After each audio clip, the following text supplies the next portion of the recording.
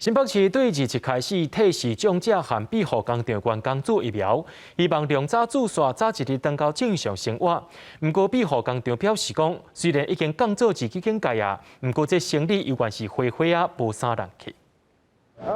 视障者坐定，医师塞简单的车替因看诊，再搁由护理师来替因注射。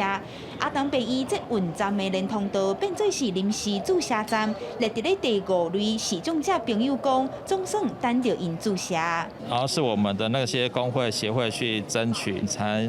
有这个机会可以赶快打。疫情如果没有解除的话，愿意来按摩的人可能意愿也不会很高啊。虽然列伫咧第5类，不过因为唔是照顾型机构，较属于工课场，所以配到疫苗的速度较慢。新北市是向卫生局申请专案的方式，身体视障者甲庇护工厂的相关人员，计共1700多位做册，拍算8月初就会注射。一个身障朋友，阮拢会用敲电话吼，甲因联络吼，甲因讲为伊搭一个捷运站出来吼，阮拢会做导引，嘛有联络这个捷运站的这个警察迄边吼，互因知影讲今仔有足侪身障朋友会来咱亚东医院来遮打疫苗。那目前说真的，我们的门市的业绩非常的差，所以我们的行李定价都是退订有100万以上。无论是3级或者现在刚刚降级来说，目前还没有看到明显的回升。就算中央宣布防疫境界已经降做第2级，不过庇护工厂的生意要是无起色，